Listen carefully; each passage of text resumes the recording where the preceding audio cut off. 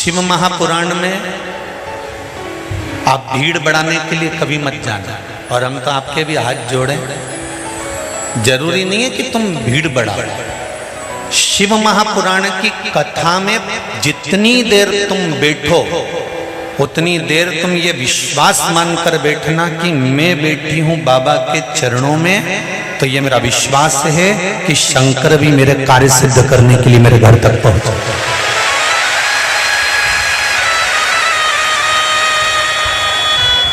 दिखावा करने की जरूरत नहीं है बाबा देवाधिदेव महादेव की कथा में। बहुत सरल भाषा में आओ। वैसे भी बारिश चल रही है, अच्छी अच्छी साड़ियां सब घर में रहने दो। जो पानी में बेकार हो भी जाए नहीं, बस ऐसी ही पहन के आ जाना, ठीक है? क्यों? शंकर भगवान कहते हैं मेरे पास में दिखावे की जरूरत नहीं है। अगर तुझे आना है तो विश्वास लेकर आना। और जैसी है ना, ये भगवान कहते हैं ना, सावन के महीने में इतनी जल वृष्टि क्यों होती है? आषाढ़ में नहीं हो, भादों में नहीं हो, कुंवार में नहीं हो, कार्तिक में नहीं हो, और सावन में इतना पानी क्यों गिरता है? शंकर भगवान कहते हैं कि सावन में पानी इसलिए, और तुम देखना सावन में शादी ब्याह भी नहीं होते हैं क्या? क्योंकि दुल्हन ब्यूटी पार्लर से आए और पानी गिर जाए तो जैसी थी वैसी की वैसी हो जाए। तो शादी ब्याह भी सावन में। भगवान शंकर कहते हैं कि सावन में मैं इतना पानी इसलिए गिराता हूं कि तेरे भीतर जो विश्वास है, तेरे भीतर जो भक्ति है, वो सम्मुख है। तू जैसा है वैसा ही है, उसमें कुछ बदलने की जरूरत नहीं।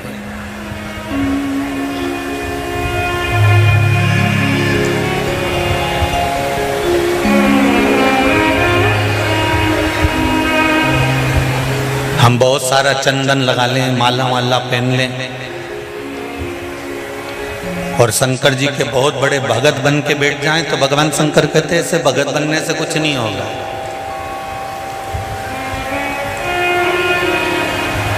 शंकर भगवान की कथा कहती है, तू तेरे घर से निकल कर आ, विश्वास लेकर चल। एक लोटा जल तेरे घर से जब तू लेकर चले तो ये विश्वास लेकर चलना कि मेरे घर की पूरी टेंशन, पूरी चिंता, पूरी समस्या, पूरा दुख मैं बाबा को समर्पित करने के लिए जा रही हूं। उसका है तो उसको देने के लिए जा रही हूं।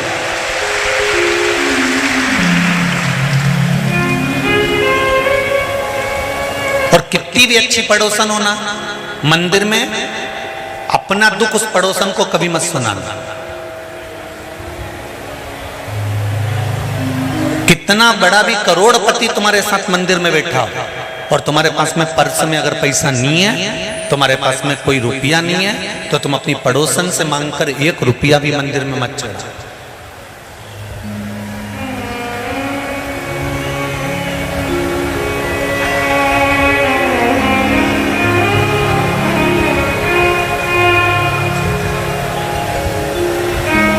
भगवान के दरवाजे पर जाओ और पड़ोसन से 10 रुपए मांगकर आरती में चढ़ाओ, या भगवान की गुल्लक में चढ़ाओ, या भगवान के चरणों में चढ़ाओ, तो भगवान को बुरा लगता है। बोलो सही है कि गलत है? सास तुम्हारे साथ है और तुम पड़ोसन से कह रहे हो काकी जी अचार कैसे डालते हैं, तो सास को बुरा नहीं लगेगा कि मैं घर में बैठी हूं तो मुझसे तो पूछ कि अचार कैसे डालते हैं? मेरे हाथ का अचार तो पूरे मोहल्ले के लोग खाते हैं और तू पड़ोसन से पूछ रही, तो ये सास का अपमान है। भगवान के मंदिर में बैठकर अगर पड़ोसन से मांग कर हम भगवान को 1 रुपए भी देते हैं तो इसमें भगवान का अपमान होता है। हमें क्या करना चाहिए? पड़ोसन से मांगने की जगह भोलेनाथ जी से कहना चाहिए कि तू मेरी झोली इतनी भरना कि मैं दोनों हाथों से तेरे मंदिर में देकर चल, मुझे मांगने की जरूरत नहीं पड़े, मुझे किसी के आगे झोली फैलाने की जरूरत नहीं पड़े। तेरा ही दिया मैंने खाया पिया, तेरा शुक्रिया, तेरा शुक्रिया है, मुझे मेरे बाबा ने बहुत दे दिया है, तेरा शुक्रिया है, तेरा शुक्रिया है। जब खेड़ापति सरकार समिति और लक्ष्य संस्था दोनों सीहोर आई कथा लेने के लिए, तो हमने पूछा कथा कौन करवा रहा है, तो कहा खेड़ापति सरकार और लक्ष्य संस्था करा रही है। हमने कहा जब खेड़ापति सरकार और लक्ष्य संस्था करा रही है तो ये निश्चित है कि खेड़ापति सरकार ही कथा कराने वाले हैं और लक्ष्य संस्था ही कथा कराने वाले हैं। कल जब हम आए इंदौर में तो जीतू पटवारी जी के पिताजी श्री रमेश चंद्र जी पटवारी जी के घर पहुंचे। हम जीतू पटवारी जी का घर नहीं बोलेंगे, हम श्री रमेश चंद्र जी पटवारी जी का घर बोलेंगे कि माँ बाप जब तक बैठे हैं सब कुछ उनका है। तो हम पहुंचे तो हमने कहा कि बड़ी कृपा हुई है जो बाबा ने कथा कराई है। तो श्री रमेश जी कहते हैं पटवारी साहब कि गुरुजी ये तो महाकाल राजा की और खेड़पति सरकार की करुणा 70 वर्षीय है जो इस क्षेत्र में कथा का आयोजन हो रहा है। ये कथा किसी एक की नहीं है, ये कथा किसी एक व्यक्ति की नहीं है, ये कथा आप सबकी है और आपके विश्वास की है। इसलिए श्रावण के महीने में शंकर भगवान खुद इस शिव महापुराण को लेकर यहाँ पर आए, किसी एक के बस का नहीं है।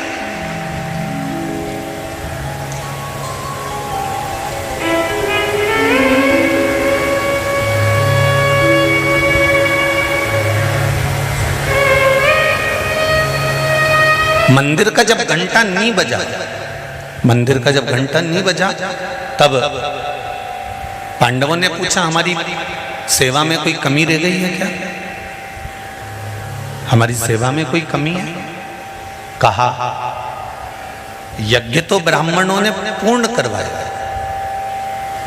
कर्मकांडी ब्राह्मण जब कोई पूजन कराने बैठता है तो अपने दिल से, अपने चित्त से, अपने मन से, अपने भाव से भगवान को रिझाकर पूर्ण पूजन कराता है। और हमेशा जजमान के हित के लिए जितना कर सकता है एक ब्राह्मण, एक कर्मकांडी ब्राह्मण उतना करता है। दुनिया के लोग अपने घर में दिवाली की पूजन करते हैं, पर ब्राह्मण अपने घर की दिवाली को छोड़कर जजमान के घर में दिवाली पूजन करने जाता है कि इनका भंडार भरा रहा है। इनका भंडार भरा रहेगा तो ये संपूर्ण विश्व का भंडार का आनंद भरते रहेंगे। इसलिए एक कर्मकांडी ब्राह्मण अपना पूर्ण आशीर्वाद, पूर्ण आनंद देता है।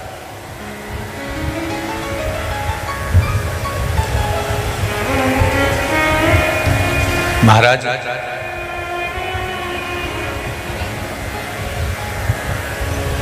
शिव कथा कह रही है, घंटा नहीं बजा। जब घंटा नहीं बजा,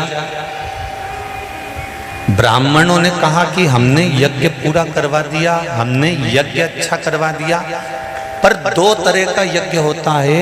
एक यज्ञ में सांकल्य दी जाती है, दूसरे यज्ञ में जो तुमने पूरे नगर में डोंडी पिटवाई की भंडारा भंडारा भंडारा भंडारा, और कोई भोजन करने से वंचित रह जाए, कोई भोजन करने से वंचित है, जरूर कोई भूखा रह गया है। पता करो कि कौन भूखा रहा। सेवकों को भेजा, नकुल, सहदेव, अर्जुन, भीम सब गए। तब पता करा कि एक बूढ़ा व्यक्ति अपने झोपड़े में बैठा हुआ है और झोपड़े में बैठा हुआ वो बूढ़ा व्यक्ति कह रहा है कि मैं भंडारे का भोजन ग्रहण करने नहीं जाऊंगा। सबने हाथ जोड़े, नमन करा, प्रणाम करा कि क्यों भोजन करने नहीं जाओगे? तो कहा 108 अश्वमेध यज्ञ का फल अगर पांडव मुझे दे देंगे तो मैं उनके घर में भोजन कर लूंगा। अब 108 अश्वमेध यज्ञ का फल जब दिया जाता है जब 108 से ज्यादा यज्ञ आपने करे होते हैं। 10 एकादशी आपने किसी बूढ़े व्यक्ति को दे दी, 5 एकादशी आपने किसी व्यक्ति को दे दी, 3 एकादशी का फल आपने किसी को दे दिया, तो एकादशी का फल आप कब दोगे? जब आपने 15 एकादशी कर रखी होगी, 50 एकादशी कर रखी होगी, 20 एकादशी कर रखी होगी, तब तो कोई फल आप दोगे। आपके पास में अगर 10 रुपए हैं तो आप किसी को 2 रुपए दे पाओगे। अब पांडवों ने तो इतने यज्ञ कभी करे ही नहीं थे, तो वो 108 अश्वमेध यज्ञ का फल कैसे दे देते? द्रौपदी के पास में युधिष्ठिर बैठे हुए थे और पांडवों ने आकर कह दिया कि 108 अश्वमेध यज्ञ का फल चाहिए।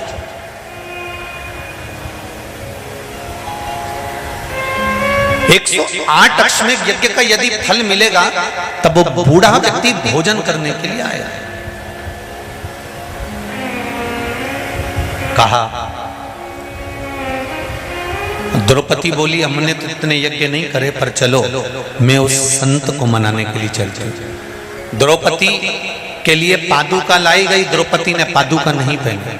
द्रौपदी के लिए रथ लाया गया, द्रौपदी ने रथ पर नहीं बैठी। पैदल द्रौपदी उस संत के दरवाजे पर पहुंची और बाबा से कहा, बाबा आप हमारे यहाँ चलकर भोजन करिए। बाबा कहते हैं 108 अश्वमेध यज्ञ का पुण्य दो, तब मैं तुम्हारे घर में भोजन करूंगा। द्रौपदी कहती है मैं 108 अश्वमेध यज्ञ का पुण्य देती हूँ। बाबा ने कहा, द्रौपदी तेरे पतियों ने तो इतने यज्ञ नहीं करे, तूने इतने यज्ञ कब कर लिए? द्रौपदी कहती है, बाबा हमारे शास्त्र कहते हैं, हमारा धर्म कहता है, हमारे वेद और पुराण कहते हैं, जितने कदम चलकर हम भगवान के मंदिर पहुंचते हैं, जितने कदम चलकर हम संत के दरवाजे पहुंचते हैं, जितने कदम चलकर हम शिव महापुराण की कथा तक पहुंचते हैं, उतने अश्वमेध यज्ञ हम अपनी जिंदगी के कर लेते हैं।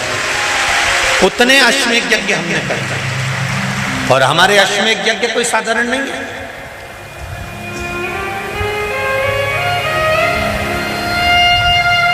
आपके दरवाजे पर आते आते हमारे इतने अश्वमेध यज्ञ हो गए, उसमें से हम आपको 108 दे देते। संत ने पुण्य लिया और संत चल दिए भोजन करने के लिए और मंदिर का घंटा बज गया। मेरी माताओं, मेरी जीजियों, मेरे भाई, एक बात का स्मरण रहे, हम प्रतिदिन जब 1 लोटा जल लेकर शंकर जी के मंदिर में जाते हैं ना चढ़ाने के लिए, तो हम भगवान शंकर के दरवाजे जाते जाते ना जाने कितने अश्वमेध यज्ञ का पुण्य अपने हाथ में लेकर इकट्ठा कर लेते हैं। ना जाने कितना पुण्य, ना जाने कितना आनंद हम वो अश्वमेध यज्ञ का इकट्ठा कर लेते हैं। इसलिए कहते हैं सारी समस्या का हल, जरा जम के बोलो, 1 लोटा। पर सावन के महीने में 1 लोटा नहीं, कितने? 2 लोटा जल दोनों हाथ से डलना चाहिए और बाबा से अपने दिल की बात कहना चाहिए। बाबा से दिल का भाव, मैंने तेरे ही भरोसे, ओ बाबा तेरे ही भरोसे, हवा बिच उड़ती जावांगी, बाबा डोर हटो छड़ी नाम कटी जावांगी। बाबा मैंने तेरे भरोसे पर ये सब कर्म किया। इसलिए कहते हैं जब तक जिंदगी है, जब तक जीवन है, जब तक मनुष्य का शरीर है, भगवान के दरवाजे पर जाते रहो।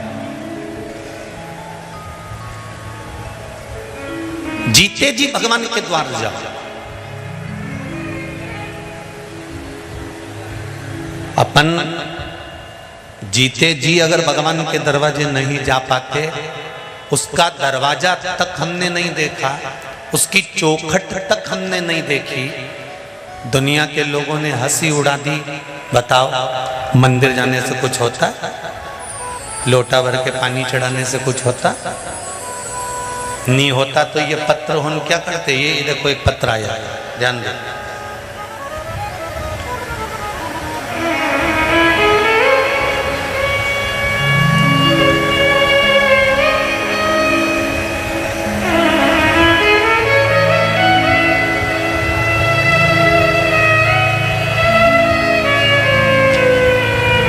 नाम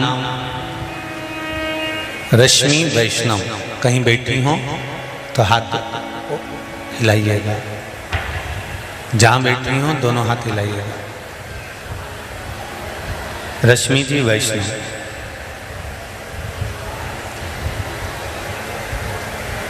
एक तो तुम इतने सारे तो आए हो रे, दिख भी नहीं रहे हो कहीं। अच्छा उधर बैठी है क्या? जहां बैठी हो तो हाथ हिला देना। रश्मि वैष्णव। 7 VIP श्रीनगर अन्नपूर्णा रोड पंडाल के पीछे ही घर है। अरे वाह, फिर तो पड़ोसी हो। भोलेनाथ जी के गुरु जी। शिव महिमा का मैं क्या बखान करूं गुरुदेव। हमारे भाई का रिश्ता नहीं हो पा रहा था, जहां से भी बात आती थी मना हो जाता, लोग कान भर देते थे। गुरुजी, मैंने आपकी कथा शिव महापुराण की 1.5 साल से सुन रही हूं और मैंने भाई के लिए पशुपति व्रत किया। चौथा सोमवार को ही बाबा की ऐसी कृपा हुई कि एक रिश्ता आया और बाबा की कृपा से वो रिश्ता पक्का हो गया।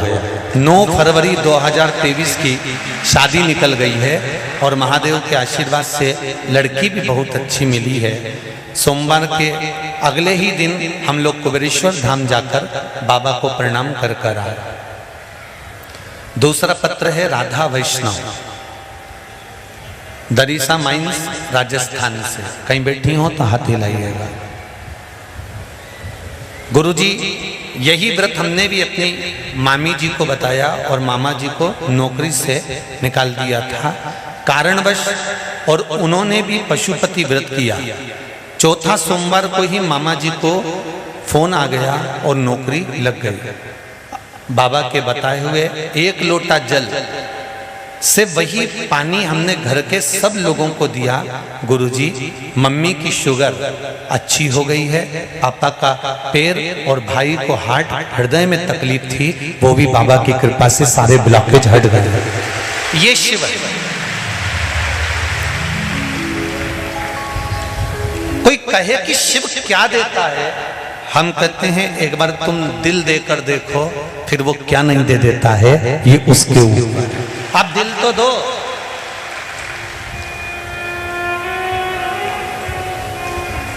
दिल तो दूसरी जगह लगा के बैठे।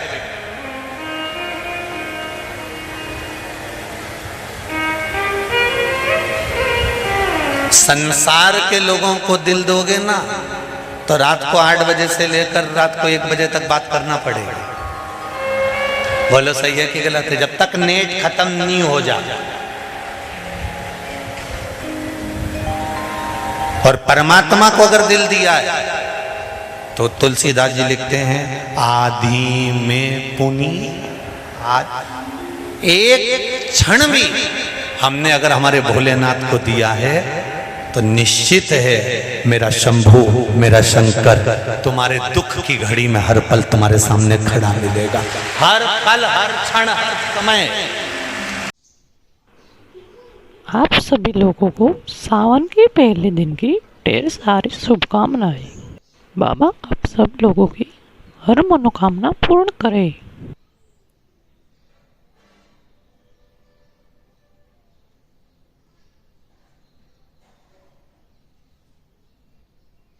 श्री शिवाय नमस्तुभ्यम। हर हर महादेव।